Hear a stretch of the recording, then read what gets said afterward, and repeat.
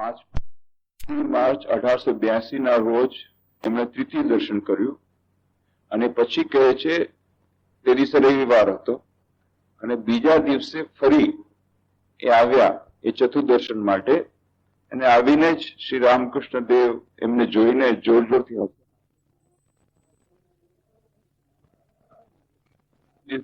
4 વાગે પાછું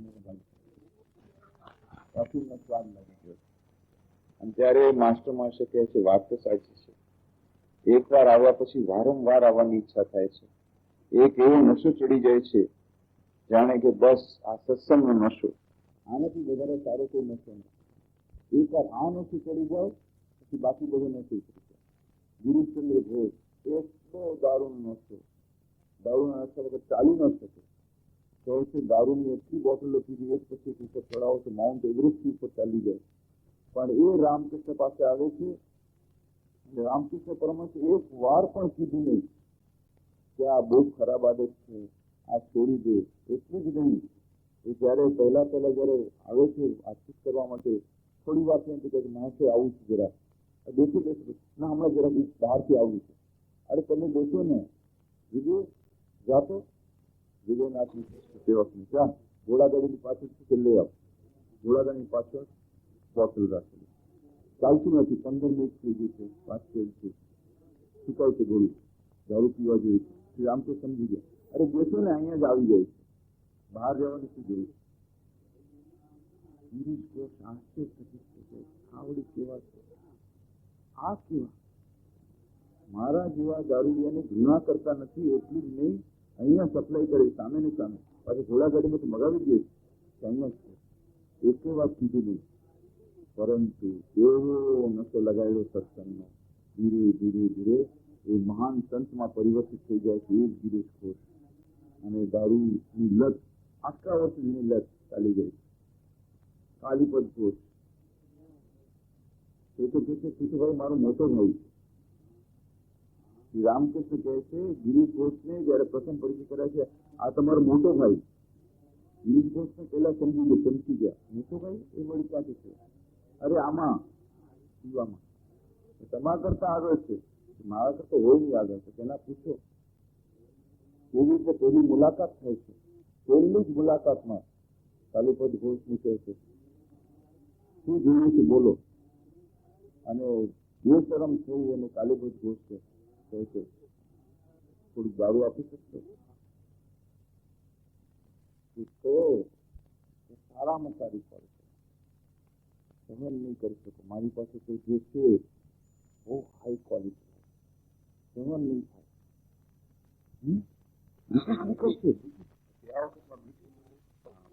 જગન માતાનું નામ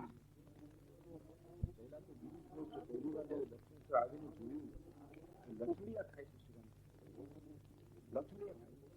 જગદંબાનું નામ ચાલે છે અને ભજન સાંભળતા એટલા સમાધિ અવસ્થામાં આવી જાય છે. જયારે આવ્યા બહાર બાહ્ય જ્ઞાન આવ્યું ત્યારે જાણે લથડિયા ખાય છે.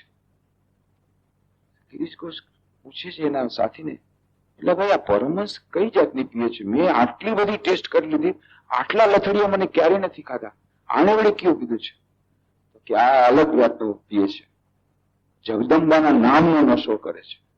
એ પાછળથી સમજાયું કે ઓહો, ભગવાનના નામમાં આવો નશો લાગી જાય, સત્સંગમાં આવો નશો લાગે. માસ્ટર માણસ ને સત્સંગનો નશો લાગી ગયો.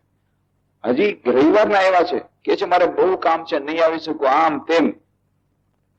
પણ બીજે દિવસે હાજર, એ જ ટાઈમે સાંજના 3 વાગ્યા છે, હજી તો 3 જ વાગ્યા છે, ત્યાં તો પાછા હાજર થઈ ગયા. અને પછી શ્રી રામકૃષ્ણ હસતા હસતા કહે છે અરે જો પાછો આવ્યો. ત્યારે સમજાયું, પેલા સમજાયું નહીં, પછી જયારે સમજાયું કે આજે મોર ને અફીણનો નશો લાગ્યો હતો એમ આને નશો લાગી ગયો છે, પાછો આવી ગયો. શ્રી રામકૃષ્ણ જે કહે છે માસ્ટર માણસ વાત સાચી છે. આ બધી ચર્ચા આપણે કરી હતી. અને શ્રી રામકૃષ્ણ દેવ યુવાનો સાથે બેઠા છે, જાણે આનંદની લહેરો ઉઠી છે અને એટલી મજા કરે છે, નાની નાની વાતો મજા અને વિનોદ અને હાસ્ય અને જોક. આશ્ચર્ય થાય છે માસ્ટર માસ્ટર કે આ પહેલા જોયા હતા સમાધિ અવસ્થામાં કેટલા ગંભીર અને કેટલી વાતો કરી, અને મને જ આવી રીતે ઠપકો આપ્યો. લગ્ન થઈ ગયા છે, બાળકો પણ થઈ ગયા છે, અને તમે શું ભણેલા છો? તમારી સ્ત્રી અભણ છે, અજ્ઞાની છે, અને તમે જ્ઞાની થઈ ગયા છો. આટલું બધું જે કહ્યું, અને કેટલા જાણે સમાધિ અવસ્થામાં ત્યારે કેટલા ગંભીર, કેવી કેવી વાતો, મહાન વાતો કરી. અને હવે અત્યારે તો જાણે એકદમ નાના બાળક જેવા થઈ ગયા, યુવાનો સાથે યુવાન થઈ ગયા, અને કેટલી મજા કર્યા છે. પણ શ્રી રામકૃષ્ણ દેવ કહે છે, વારંવાર કહેતા, અને કેટલાક લોકો કથામૃત વાંચે, આ કથામૃતમાં છે શું? જ્યાં જોયું ત્યાં હાસ્ય, હાસ્ય, હાસ્ય, લાફ્ટર, લાફ્ટર, લાફ્ટર. એક અંગ્રેજ હતું, જ્યાં જોયું ત્યાં દરેક પેજમાં લાફ્ટર, વળી bracket laughter, laughter, nothing but laughter. હા, બેકાર છે લાફ્ટર. અને શ્રી રામકૃષ્ણ જે ઉદાહરણો આપે એમાં પણ કેટલી બધી મજા, મજા, મજા. કેટલા કેટલા કેટલા જાત જાતના ઉદાહરણો, વિનોદ, આટલો બધો વિનોદ કરે છે, આટલી બધી મજા કરે છે, શ્રી રામકૃષ્ણ કરે છે. સમજમાં નથી આવતું. ઘણા લોકોને આજે પણ સમજમાં નથી આવતું. આજે લોકો રામકૃષ્ણ આશ્રમમાં આવે કે આવડી સંન્યાસીઓ આ શું મજા કરે છે, અને આટલી હો હા હા. રાયપુર આશ્રમમાં, મધ્યપ્રદેશમાં રાયપુર આશ્રમ છે, ત્યાં સ્વામી આત્માનંદજી હતા. એટલા જોર જોરથી હસતા, અમને લોકોને નવાઈ લાગતી. ત્યારે અમને લોકોને પણ નવાઈ લાગતી. અમે લોકો સ્ટુડન્ટ, આ છે શું? આટલા જોર જોરથી હસે છે, હંમેશા હસતા જ હોય, હસતા જ હોય. આખી દિવાલો જાણે આમ હાસ્યના પડઘા પડતા જ હોય, જોર જોરથી. આખા એટલા જોર જોરથી હશે, આખા આશ્રમમાં હાસ્યનો અવાજ સંભળાય, અને હંમેશા હસતા, જોર જોર છે શું ભાઈ? આ આશ્રમમાં આવ્યા કે ક્યાં આવ્યા? આશ્રમમાં તો કેટલું ગમગીન વાતાવરણ જોઈએ, ગંભીર વાતાવરણ જોઈએ. એને બદલે હંમેશા આનંદ, આનંદની છોડ જાણે ઉડે છે. અહીંયા દક્ષિણેશ્વરમાં આવી માસ્ટર કે છે આવ્યો ક્યાં? એ આનંદની છોડ ઉડી છે. આ ટ્રેડિશન છે. રામકૃષ્ણ મઠ મિશનમાં આજ સુધી ચાલુ છે. અમારે એક બહુ મજાકિયા સ્વામીજી છે, તો એમણે વેદાંત, અમેરિકામાં વેદાંત સોસાયટીમાં બોર્ડ લગાડી દીધું છે. બોર્ડ, સાઇન બોર્ડ લગાડ્યું છે. Please enter this kitchen. રસોડાની સામે બોર્ડ લગાડ્યું, please enter this kitchen, but please read this sign board before entering. Are you a રાજયોગી? પેલો પ્રશ્ન છે. બોર્ડમાં લખેલું છે, આર યુ એ રાજયોગી? શું તમે રાજયોગી છો? જો રાજયોગી તમે હો તો તમે જાણતા હશો કે તમારે જો ધ્યાન સારી રીતે કરવું હોય તો એ સપ્તમ સોપાન છે, અષ્ટમ સોપાન છે સમાધિ. જો તમે ધ્યાન અને સમાધિ જોતા હોય તો તમે જાણતા હશો કે પ્રથમ સોપાન છે યમ, પછી આવે છે નિયમ, પછી આસન, પ્રત્યાહાર, પ્રાણાયામ, ધ્યાન, ધારણા, સમાધિ. તો એના માટે તમારે યમ અને નિયમ કરવા જોઈએ. અને યમ અને નિયમમાં અહિંસા, સત્ય, અસ્થિર, બ્રહ્મચર્ય, પરિગ્રહ યમ છે. નિયમમાં શૌચ, સંતોષ, તપ, સ્વાધ્યાય, ઈશ્વર પ્રણિધાન. શૌચ, પવિત્રતા. પવિત્રતા એ નિયમની આવશ્યક શરત છે. એના વગર તમારે ધ્યાન નહીં લાગે. એટલા માટે શુદ્ધતા હોવી જોઈએ. માટે આ રસોડું સાફ રાખજો. આર્ય જ્ઞાન યોગી? જો તમે જ્ઞાન યોગી હો તો તમે જાણતા જ હશો કે જ્ઞાનને અર્જન કરતા પહેલા ચિત્ત શુદ્ધિની આવશ્યકતા છે. અને ચિત્ત શુદ્ધિ ત્યારે જ થાય જ્યારે આપણે આગળનું રસોડું સાફ કરીએ અને બધી વસ્તુઓ સાફ કરીએ.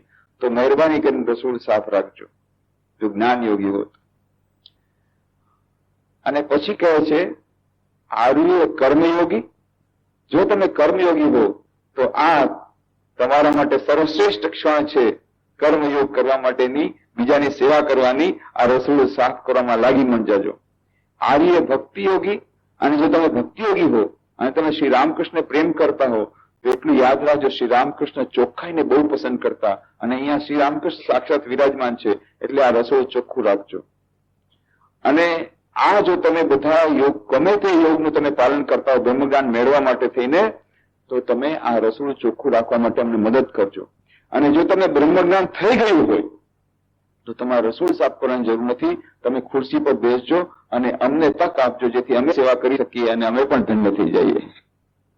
એ તમારે રસોડું સાફ કરે તો તમે ચૂપચાપ ખુરશી પર બેસજો અને અમને આશીર્વાદ આપજો. તમારા આશીર્વાદથી અમને પણ બ્રહ્મજ્ઞાન પ્રાપ્ત થશે. આવી રીતે મેં પોતાની રીતે રસોડું સાફ નહોતા કરતા બધાએ. આ સાઈનબોર્ડ વાંચીને બધા રસોડું સાફ કરવા માંડે. પણ એ પ્રથા, એ પરંપરા આ સુધી ચાલતી હોય. શ્રી રામકૃષ્ણ કે આપણે આનંદમયીના સંતાન છીએ, જગદંબાના સંતાન છીએ. એ જ વાત સ્વામી વિવેકાનંદ અમેરિકામાં કરી. પેલી મહિલાને, એ આપણે પાછલા વખતે ચર્ચા કરી કે અમે આનંદના સંતાન છીએ, કેમ અમે લોકો ગંભીર રહેશું? Long faces do not make religion. ધર્મનો અર્થ એ નથી કે તમે એકદમ ઉદાસ ચહેરો રાખો કે ગંભીર બની જાઓ. Long faces do not make religion.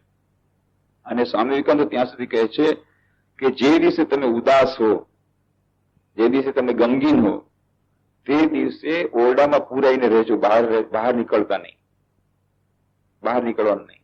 You do not have the right to spread that disease called melancholy in the whole world. આ સોળ્યું ડાચું લઈ અને બહાર જતા નહીં, કારણ કે બહાર પણ આ સંક્રામક રોગ છે, બહુ સંક્રામક રોગ છે. ઉદાસીનતાનો રોગ બહુ સંક્રામક છે. એક જણને તમે ઉદાસ જો, બે ત્રણ જણ ઉદાસ જુઓ, જે લોકો સ્મશાન ઘાટમાં જાય છે, એક જણને રોડતા જો, બીજા પણ રડતા શરૂ કરે, ત્રીજા પણ રડતા શરૂ કરે, બધા રડવાનું શરૂ કરે. એ સંક્રામક રોગ છે. એકને ઉદાસીન જો, બીજા પણ ઉદાસીન થઈ જાય. તો આ ઉદાસીનતાનો જે રોગ છે, નિરાશાનો હતાશાનો રોગ છે, બહુ સંક્રામક છે. તો કહે છે જે દિવસે તમે ઉદાસીન હો, ઉદાસ હો, તો ઉદાસ ચહેરો લઈને બહાર નીકળતા નહીં. તે દિવસે ઓરડામાં બેઠા બેઠા, પરા રૂમમાં બેઠા બેઠા, ઘરમાં બેઠા બેઠા કામ કરજો. કેમ? તમે બહાર નીકળશો, તમારું ચહેરો છે, બીજા પણ ઉદાસ થશે, ત્રીજા ઉદાસ થશે. આ ઉદાસીનતા નામના રોગને સંક્રામક સ્પ્રેડ કરવાની, એ લોકો એને બહાર ફેલાવવાની તમારે માટે તમારો કોઈ અધિકાર નથી તમને. તે દિવસે તમે અંદર જ રહેજો. ત્યાં સુધી સ્વામી વિવેકાનંદ કહે છે, remember ye are the children of immortal bliss, કે હંમેશા તમે આનંદ સંતાન છો, યાદ રાખજો. અને ત્યાં સુધી કહે છે, despondency is not religion, whatever else it may be. To be happy and smiling always takes you nearer to God than any prayer in this world. કહે છે આ ઉદાસીનતા એ ધર્મ નથી, લાંબુ લોંગ ફેસીસ કે ગંભીર બનવું એ ધર્મ નથી. કહે છે કે જો તમે હંમેશા આનંદમાં રહો અને સ્મિત કરતા રહો, તો તમે કોઈ પણ પ્રાર્થના કરતા ભગવાનની વધુ નજીક રહેશો. કેમ? ભગવાન એટલે આનંદ, સચ્ચિત આનંદ, એ જ ઈશ્વરનું સ્વરૂપ છે. અને એ આનંદની એક ઝલક મળી જાય, એક ઝલક જો હૃદયમાં હોય, અને એ ઝલક, આ જેટલો આનંદ છે સંસારમાં, જે આનંદ છે એ બધો સાચો આનંદ નથી. એ જ પરમ આનંદનું રિફ્લેક્શન માત્ર છે, એનું પ્રતિબિંબ માત્ર છે. તો સાચો આનંદ કેટલો હશે, કેવો હશે? જે આત્માનો આનંદ કેવો હશે? તો જેને આનંદ મળી ગયો છે, એ બ્રહ્માનંદની જેને પ્રાપ્તિ થઈ છે, આ પેલી શરત છે. કોઈ બ્રહ્મજ્ઞ પુરુષો એને ઓળખવા કેવી રીતે? સૌથી પહેલી આ કસોટી કે એના પાસે જતા જ આનંદની છોડો ઉડવા માંડે, અંદરથી આનંદ થાય, બેસતાની સાથે જ મનમાં શાંતિ મળી જાય. તો સમજવું કે ના, બ્રહ્મજ્ઞાની છે, અથવા તો બહુ આધ્યાત્મિક રીતે આગળ વધેલી વ્યક્તિ છે. આ એની પ્રથમ શરત, કે પાસે જતા બેસતાની સાથે જ મનમાં શાંતિ આવી જાય, મનમાં આનંદની લાગણી થાય, દુઃખની લાગણી, ગમગીનીની લાગણી, ઉદાસીનતાની લાગણી પોતાની મેળે ચાલી જાય. કેટલાય લોકો અમારા પ્રેસિડેન્ટ મહારાજ પાસે કેટલા જાત જાતના પ્રશ્ન લઈને જાય, કેટલા કે આજે તો બસ ખબર લઈ નાખીશ, બધા પ્રશ્ન લઈ. આટલા બધા મનમાં એ હોય, દીધા હોય, આ હોય, તે હોય. પાછા આવે, શું થઈ ગયું? અરે ભાઈ, ત્યાં જઈને બધું ભૂલી જાય છે, ત્યાં એટલો આનંદ લાગે છે ને એટલું શાંતિ મળે છે, પછી કોઈ પૂછવા પણ રહેતું જ નથી, બધા પ્રશ્નો પોતાની મેળે મળી જાય છે. એ પછી પાછળથી પાછી દીધા શરૂ થયા અલગ છે, પણ ત્યાં જતા પછી એકદમ બધું ભૂલાઈ જાય. એ એવો આનંદ મળે, એવી શાંતિ મળે, બધી દીધા ખતમ થઈ જાય. આવા કેટલા એના અનુભવ છે. એ પછી અત્યારના પ્રેસિડેન્ટ મહારાજ હોય કે પહેલાના પ્રેસિડેન્ટ મહારાજ હોય, કેમ? અંદરમાં આનંદ છે. શ્રી રામકૃષ્ણ દેવ તો સાક્ષાત આનંદમય પુરુષ. મા શારદાજી કહે છે, મેં કોઈ દિવસ એમને ઉદાસ જોયા જ નથી. કેટલાક લોકો એમ સમજે છે, એમને ચિત્રે છે, જાણે અત્યારે નાટકમાં પણ એમને અથવા થિયેટરમાં બતાવે છે રામકૃષ્ણ દેવ જાણે અડધા પાગલ હોય એવી રીતે. એટલું ખરાબ લાગે. તમે પિક્ચર જોવો શ્રી રામકૃષ્ણ, અરે અડધા પાગલ નહોતા, તો આનંદમાં મત થતા. એવું લાગે જાણે આમ સમાધિ અવસ્થામાં જાણે કોઈ દુઃખ થતું હોય, કોઈ કષ્ટ થતું હોય, એવી જાતની સમાધિ બતાવે. સમાધિ અવસ્થામાં શ્રી રામકૃષ્ણ મા શારદાજી કહે છે, મેં જયારે એમને સમાધિમાં જોયા ત્યારે જાણે આનંદથી, આનંદના સાગર એમના હૃદયમાં ઉછાળા મારતો હોય, એનું રિફ્લેક્શન એમના ચહેરા પર થાય. અત્યારે તમે લોકો તો જાણે કોઈને સમાધિ થતી હોય બતાવો, જાણે એકદમ કોઈ દિવેલ પીધા જેવું મોઢું કરે, જાણે બહુ દિવેલ પીધા હોય પછી આમ જાણે સમાધિ થતી હોય. એ સમાધિ નથી. સમાધિની પ્રથમ શરત છે, જે બ્રહ્માનંદમાં ગરકાવ થતો હોય, એ આનંદની છોડો ઉછળી રહી હોય, એનો આવી જાતનો ચહેરો હોય, જાણે એકદમ દિવેલ પીધા જેવું મોઢું. એ બની જ ન શકે. મા શારદા કે મેં એમને કોઈ દિવસ ઉદાસ જોયા નથી. સમાધિ અવસ્થામાં તો જાણે આમ આનંદની છોડો ઉછળી રહી છે. અને એટલું જ નહીં, એ એમ્બિટમાં જે આવતા, એ ઓર્બિટમાં જે આવતા, એ વાતાવરણમાં જે આવતા, એમને કેટલો આનંદ થતો હશે વિચાર કરો. સ્વામી તુર્યાનંદજી મહારાજ કહે છે કે શ્રી રામકૃષ્ણ સાથે ગાળેલી એક એક ક્ષણ એ અનેક જન્મો સુધીની, અનેક વર્ષો સુધી જે આનંદ મળે, એક સાથે કોઈ આનંદની બહુ આમ આનંદ કરીએ ઘણા વર્ષો સુધી, એનું કોન્સન્ટ્રેટેડ ફોર્મ અમને એક ક્ષણમાં મળતું. શ્રી રામકૃષ્ણ સાથેનું એક ક્ષણનો સત્સંગ એ એટલો આનંદદાયક હતો કે હજારો વર્ષો, સેંકડો વર્ષોનો આનંદ એની સરખામણીમાં કાંઈ નથી. એવો આનંદ મળતો. સ્વામી તુર્યાનંદજી મહારાજ કહે છે એવો અનુભવ થતો એ લોકોને, જે લોકો ત્યારે હાજર રહેતા. એ આનંદ ચારે તરફ પ્રસરાવતા. એટલે જ શ્રીમદ ભાગવતમાં કહે છે કે આવા મહાપુરુષો, સંતો જ્યાં જાય છે ત્યાં ઉત્સવ લાગી જાય છે. પોતાને મળે, તમે ઉત્સવ કરો કે નહીં કરો, નિત્ય ઉત્સવ ભવતી. એ નિત્ય ઉત્સવ થાય છે. એ જ્યાં જાય છે ત્યાં ઉત્સવ બની જાય છે. જ્યાં જાય છે ઉત્સવનું વાતાવરણ બની જાય છે. કેમ? આનંદમાં આનંદનો છોડ, આનંદનો સાગર છે. એ આનંદનો સાગર બ્રહ્માંડની થઈ છે. એ આનંદની, આનંદ જ્યારે ઉભરાય છે એ થોડા કણ એ બહાર પ્રસરે છે. અને એટલા માટે જ્યારે એમના સંસર્ગમાં આવીએ છીએ ત્યારે આનંદ જ આનંદ થાય છે. તમે પ્રયત્ન કરો કે ન કરો, પ્રયત્ન કર્યા વગર એ આનંદને એ થોડી કણો એ પોતાની મેળે મળે છે. શ્રી રામકૃષ્ણ જયારે હતા ત્યારે આવો અનુભવ થતો. શ્રી રામકૃષ્ણ ની સંઘમાં માં શારદાદેવી હતા. એ કહે છે જયારે હું દક્ષિણેશ્વરમાં રહેતી હતી કેટલી અગવડ મને હતી. વિચાર કરો, માં શારદાદેવી જયારે દક્ષિણેશ્વરમાં હતા કેટલી અગવડ. 6x6 નો એ નાનકડી ઓરડી નૌબત ખાનાની, એમાં રહેવાનું, એમાં જ એમનું રસોડું, એમાં જ એમનું ડ્રોઈંગ રૂમ, એમાં જ એમનું બેડરૂમ, એમાં જ એમનું કિચન, એમાં જ એમનું ડાઇનિંગ રૂમ, બધું એમાં એ 6x6 ની ઓરડીમાં, 6x6 ફીટ. અને 6x6 ફીટની ઓરડીમાં પાછા સાથે લક્ષ્મી દીદી રહીએ, પાછા એમાં એ બીજા કોઈ મહેમાન બહેનો આવી એ રહીએ, જાડી જાડી જે મારવાડી બહેનો આવે, શેઠાણી તો આવી ન શકે અંદર, બહારથી આમ ડોકું મારીને જોઈએ, ઓહો અમારી સીતા માતા આવી રીતે રહે છે. એ લોકોને સીતા માતામાં, રામચંદ્રજીમાં એ લોકોને એવો વિશ્વાસ કે રામચંદ્રજી રામકૃષ્ણ રૂપે આવ્યા છે ને સીતાદેવી શારદાદેવી આવ્યા છે. ઓહો અમારી સીતા માતા આવી રીતે રહી છે, આહા જાણે વનવાસ બેઠી રહી છે.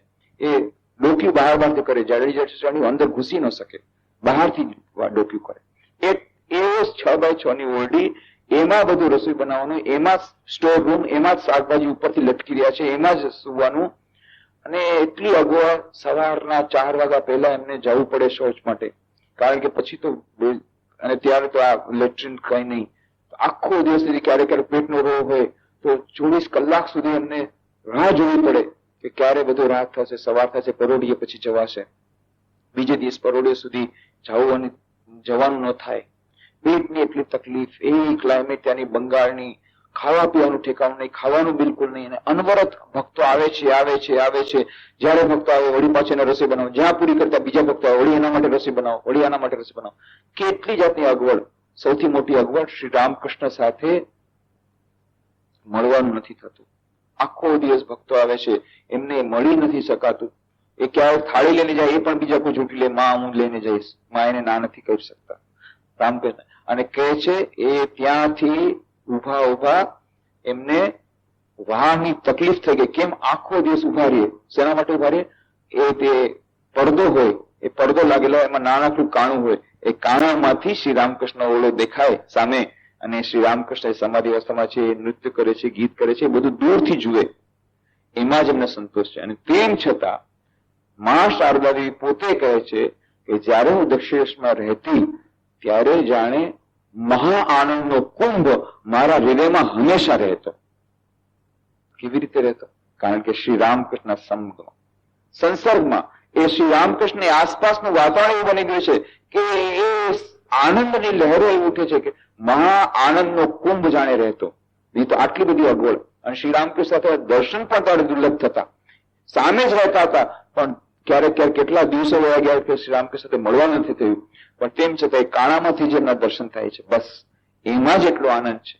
માં શારદા દેવી એ આનંદમાં રહે છે, કેટલો આનંદ કરે છે લક્ષ્મી દીદી સાથે, અને શ્રી રામકૃષ્ણ પાસે સાથે પણ એમની કેટલી મજા કરે છે. દૂરથી બધું થાય છે પણ એમાંય કેટલી મજા, એમાંય કેટલી મજા. લક્ષ્મી દીદી સાથે સુવે છે, આખો દિવસ કામ કરે છે, રાતના મોડું થઈ જાય છે, આમ થઈ જાય છે, એટલે સ્વાભાવિક છે સવારના ઉઠવા મોડું થાય, પણ શ્રી રામકૃષ્ણ તો બહુ જ કડક ડિસિપ્લિન છે.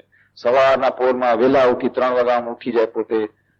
એ તો પોતે આખી રાત જાગ્રત હતા, પણ 3 વાગ્યામાં બધાને ઉઠાડી હતી, 2 વાગ્યામાં બધાને, જે સાથે ભક્તો બેઠો તો 2 વાગ્યામાં ઉઠાડી હતી, અને 3 વાગે નોબતખાનામાં એ પક્ષીઓ જાગ્યા છે કે હજી સુતા છે, એ એમની કોડ લેંગ્વેજ હતી. પક્ષીઓ એટલે લક્ષ્મી દીદી અને મા શારદા દેવી પાંજરામાં પુરાયેલા હતા, પાંજરું હતું એટલે પાંજરામાં પુરાયેલા પક્ષીઓ હતા. પક્ષીઓ ઉઠ્યા છે કે જાગ્યા છે.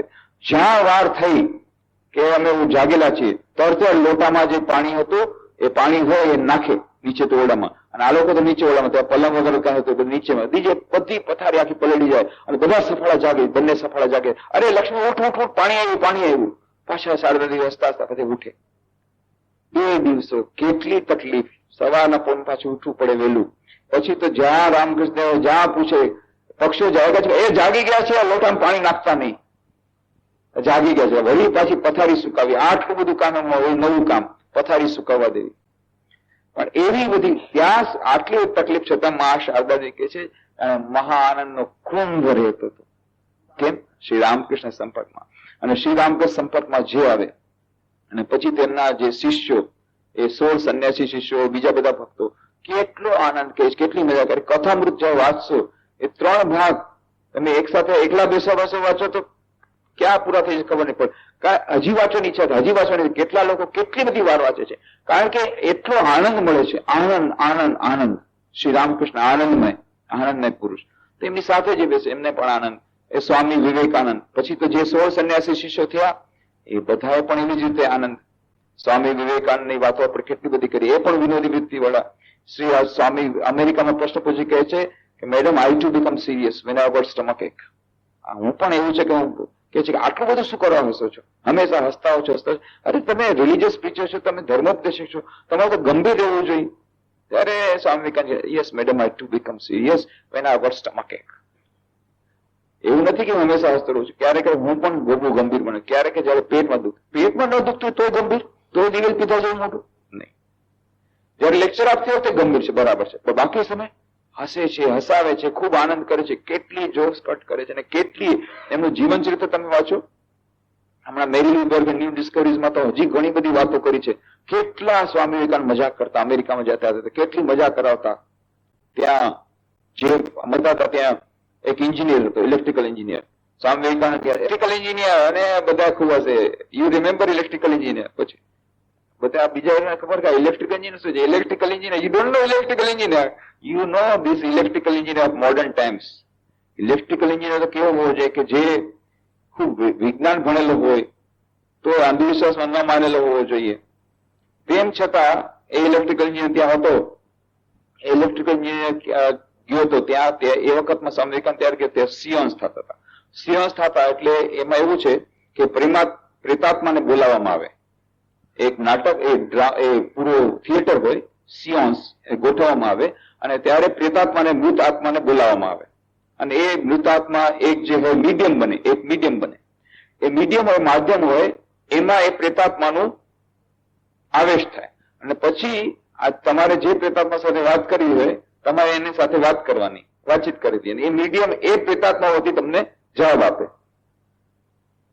આ ઇલેક્ટ્રિકલ એન્જિનિયર એક વર્ષ સિયાનમાં ગયો અને પછી એને એની માં ગુજરે ગઈ, એટલે માં સાથે વાત કરવાની વાત કરવાની બહુ ઈચ્છા હતી. હવે એ પ્રેતાત્મા એક મીડિયમમાં આવી. મીડિયમ જે બની હતી ભાઈ બહુ જાડી હતી. તો પછી પ્રેતાત્માનો આવેશ થયો. પછી એને પ્રશ્નો પૂછ્યા અને પછી એમાં એને જવાબ આપ્યા. પછી ઇલેક્ટ્રિકલ એન્જિનિયર પ્રશ્ન પૂછ્યો, mother, how come you became so fat after going to the other world? કે માં તમે બીજા જગતમાં ગયા પછી આટલા જાડા કેવી રીતે થઈ ગયા? એમ માને છે કે આજ મારી માં સામે આવી છે. એ તો મીડિયમ છે પણ એમાં જ આવી. ત્યારે સ્વામી વિવેકાનંદ જયારે વાત સાંભળી માથે તો કે અરે ઇલેક્ટ્રિકલ એન્જિનિયરની આ હાલત છે અમેરિકામાં. એ લોકો તો કમસે કમ વિજ્ઞાન સંમત હોવા જોઈએ, એ લોકો પણ આટલા. અને આજે તો આ તો સ્વામી વિવેકાનંદ ગયા ત્યારની વાત છે. અત્યારે તો હવે સાવ અંધવિશ્વાસી બની ગયા છે. ત્યાં અંધવિશ્વાસનું ને ડાઉટ, આ અંધવિશ્વાસનું ને એ બધું એટલું બધું જોર ચાલ્યું છે. આ પ્રેત વિદ્યા અને મેલી વિદ્યા અને આ ડાકણ વિદ્યા અને કેટલી બધી વિચેસ એ લોકો પરફોર્મન્સ કરે, વિચેસ વધી ગઈ છે હવે. જાદુગરણી અને ડાકણ ખૂબ વધી ગયા, અને પ્રેતાત્મા બોલાવવાનું અને અંધવિશ્વાસ એટલા બધા વધી ગયા. મિસ્ટિસિઝમ નામે એટલું બધું અત્યારે અપપ્રચાર ચાલે છે.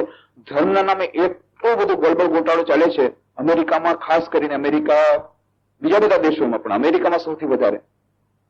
આશ્ચર્ય થાય, આ તરફ વિજ્ઞાન સંમતની વાત કરે, વૈજ્ઞાનિકો પોતે વૈજ્ઞાનિક હોય, સાયન્ટિસ્ટ હોવા છતાં પણ આવા બધા અંધવિશ્વાસમાં, કેટલા બધા અંધવિશ્વાસોમાં માને. અને આપણને કહેતા હતા જાદુગરોનો દેશ છે ને સાપોનો દેશ છે, પણ હવે અત્યારે શું એની હાલત છે? આ this is all sign of weakness. Swami Vivekananda કહે છે સાઇન ઓફ વીકનેસ. આ મન જયારે દુર્બળ થાય ને ત્યારે બધા આવી બધી મિસ્ટિસિઝમમાં જાય કે અમને પ્રેતાત્મા બોલાવે છે, આમ કરવું છે ને પેલું કરવું છે ને તમે આમ કરી દો ને અમારું આમ કરી દો, અમારે કઈ કરવું નથી, અમારે રેડીમેડ બધું જોઈએ છે. અને આ બધી વાતો પર વિશ્વાસ કરવાનું શરૂ કરી દે જયારે બુદ્ધિનું દેવાળું જાય ત્યારે. અને બુદ્ધિનું દેવાળું ક્યારે જાય? જયારે મન નિર્બળ બની જાય અને બુદ્ધિ દુર્બળ થઈ જાય ત્યારે આ દેવાળું થાય, અને પછી આ બધી વાતો શરૂ થાય. અત્યારે એટલી બધી છેતરપિંડી ચાલે છે ધર્મના નામ પર, તે અમેરિકામાં ખાસ કરીને. એનું કારણ આ જ છે. ઇવન જે લોકો એજ્યુકેટેડ છે એ લોકો આવી રીતે છેતરાય, એનું કારણ મન દુર્બળ થઈ જાય. તો આવી રીતે સ્વામી વિવેકાનંદ હસતા હસતા એ વાત કરતા, ઇલેક્ટ્રિકલ એન્જિનિયરની બહુ મજા કરતા. જો રિમેમ્બર ઇલેક્ટ્રિકલ એન્જિનિયર, બસ આવી કેટલી બધી એમની મજા કરવાની. અને બધાને નામ આપી દેતા.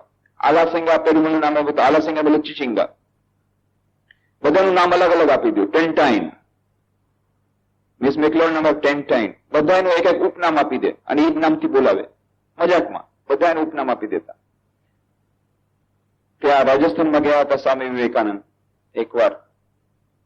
તો રાજસ્થાનમાં અલવારમાં એક પંડિતજી સાથે મુલાકાત. એ પંડિતજી સાથે ચર્ચા કરો, આર્ય સમાજ હતા.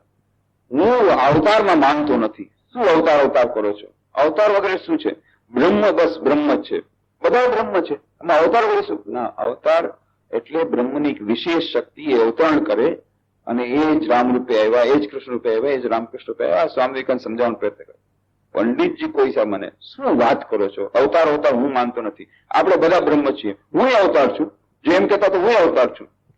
સ્વામી વિવેકાનંદ કે હા તમે પણ અવતાર છો, હું માની લીધું. હવે પણ એ મને કહો કે અમારા આપણા હિન્દુ શાસ્ત્રમાં તો ઘણા અવતારની વાત છે, વરા અવતાર, મત્સ્ય અવતાર, તો તમે કહેશો તમે ક્યાં અવતાર છો?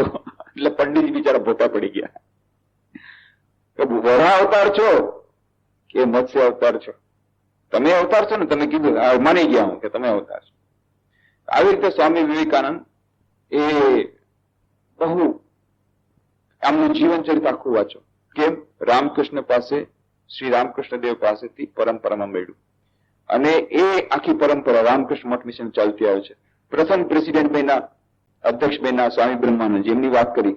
બ્રહ્માનંદજી હંમેશા આનંદમાં રહેતા.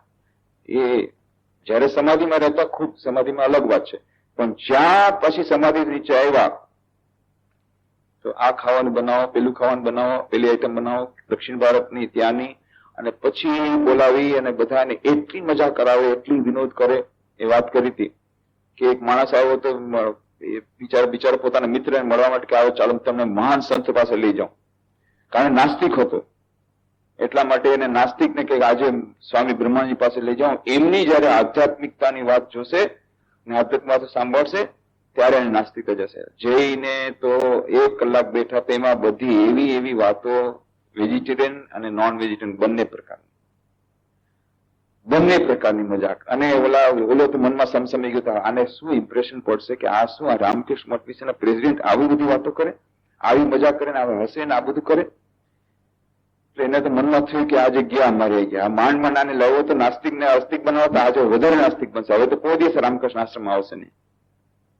જતી વખતે જયારે પાછા જતા હતા એક પણ વાત સારી થઈ. અને પછી જતી વખતે કે છે એમ નહીં માનતા હો, અમે લોકો બધી આવી જતો, ક્યારેક સારી સારી વાતો કરી હો.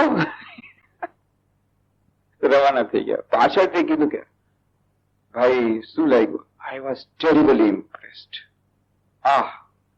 આજે એક આનંદમય પુરુષને જોયા. એ પૃથ્વી પર એક આનંદમય પુરુષને જોવાની મારી તમન્નાથી જાય.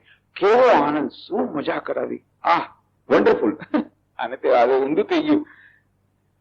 સ્વામી બ્રહ્માનંદજી મહારાજ જાણતા હતા કોના ઉપર ઇમ્પ્રેશન કેવી રીતે પડે. એ આધ્યાત્મિક ભારે વાત કરે તો ઓલો ભાગી જત, બીજી વાત કોઈ ન આવત. પણ એને એના લાયક વાત કરી, એને જેમાં મજા આવતી હતી એને લાયક વાત કરી, એને જેમાં ઇન્ટરેસ્ટ હતો. આ તો મારા ઇન્ટરેસ્ટની વાત કરી.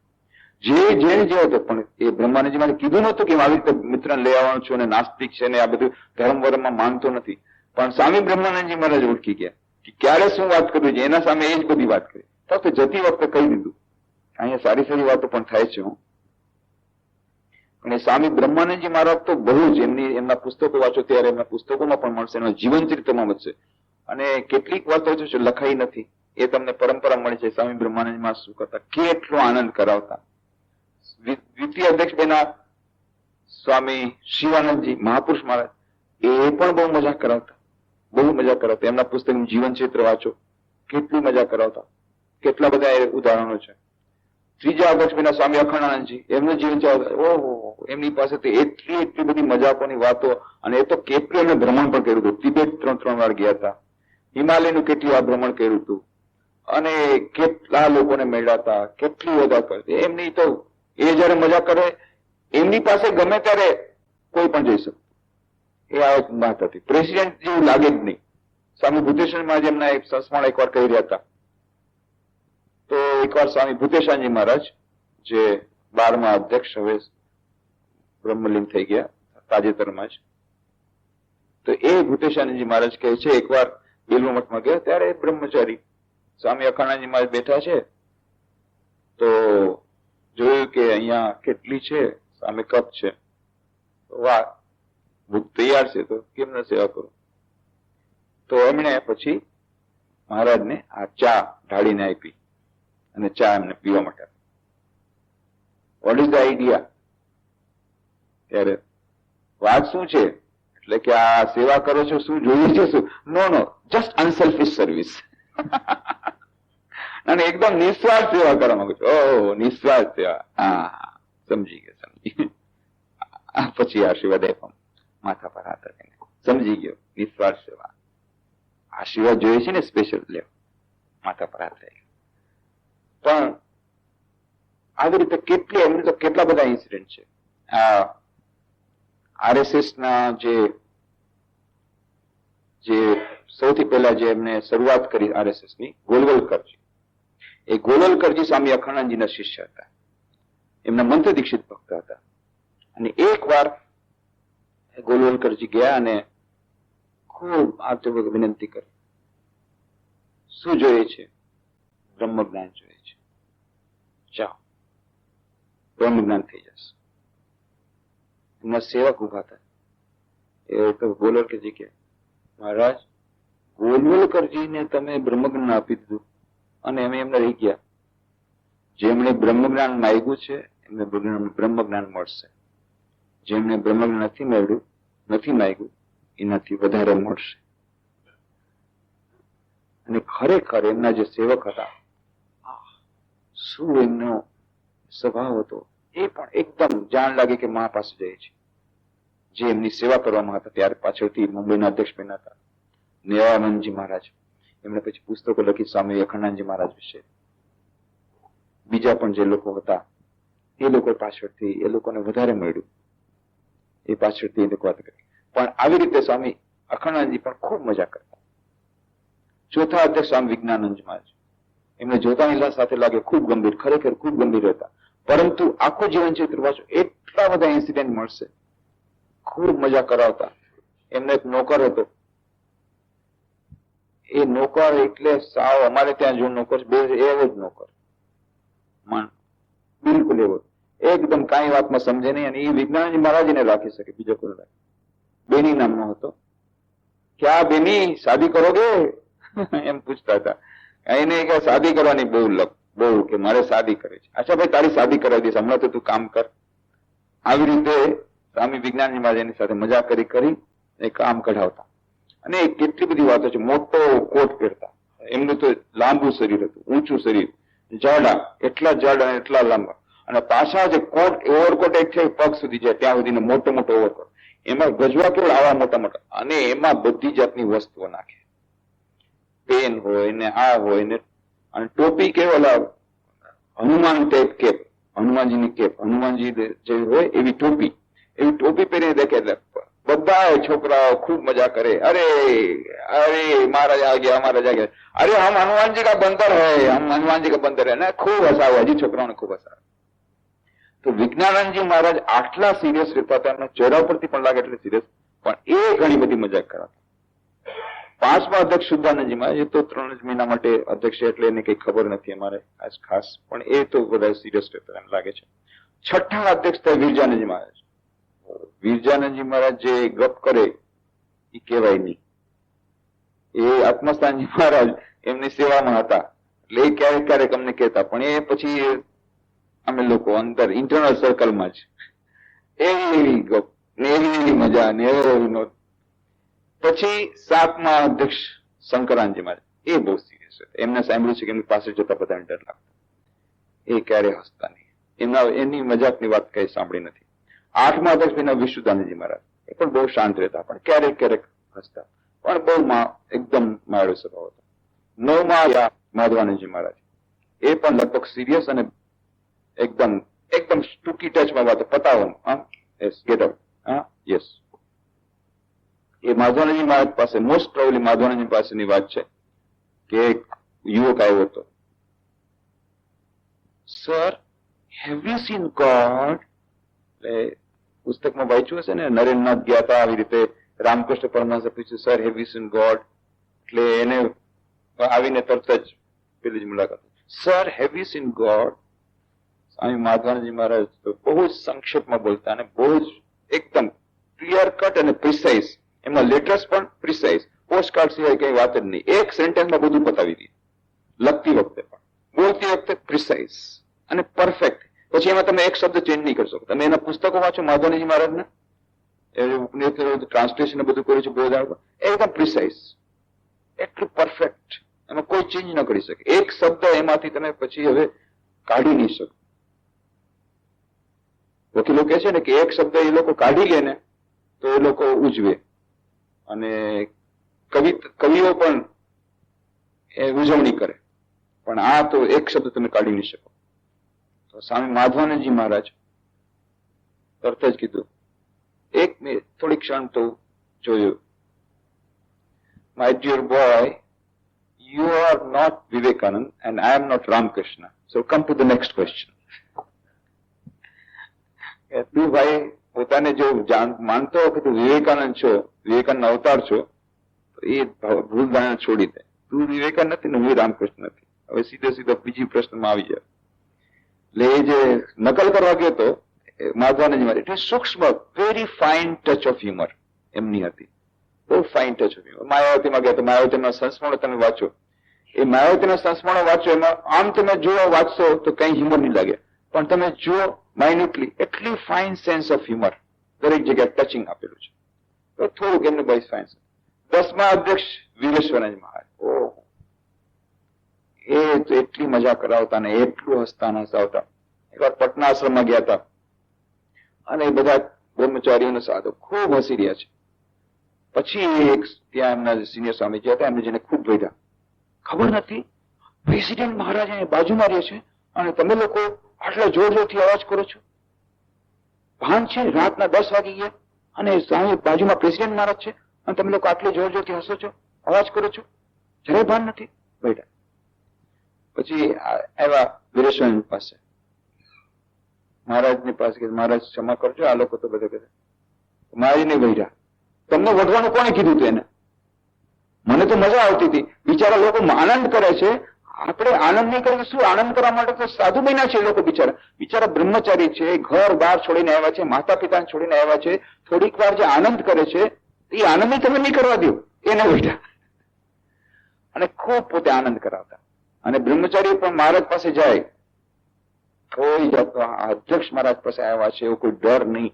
અને ત્યાં ટ્રેનિંગ સેન્ટરમાં જે લોકો બ્રહ્મચારી હતા એ લોકોને એક એવી અમારી પ્રથા છે, ત્યારે પ્રથા હતી કે 2 વર્ષની ટ્રેનિંગ હોય, એમાં દર વર્ષે એક દિવસ એવો હોય કે જ્યારે એ અધ્યક્ષ મહારાજ સાથે બધા ટ્રેનિંગ સેન્ટરના બ્રહ્મચારીઓ બેસે, 1 કલાકની સિટિંગ હોય, અને એમાં ઇન્ફોર્મલ, અને એમાં જે પૂછો એ પૂછો અને જે પ્રશ્ન પૂછો એ પૂછો, અને બસ એ ઇન્ફોર્મલ ગેટ ટુગેધર મહારાજ સાથે દર વર્ષે એકવાર. જે ફર્સ્ટ યરના બ્રહ્મચારીઓ, સેકન્ડ યરના ત્યારે જઈ શકે એ લોકો પ્રેક્ષક તરીકે, અને ફર્સ્ટ યરના બ્રહ્મચારીઓ જે પૂછવું એ પૂછે. 2 વર્ષની ટ્રેનિંગ છે એટલે ફર્સ્ટ યર સેકન્ડ યર વાળા જાય. આ એક લાભ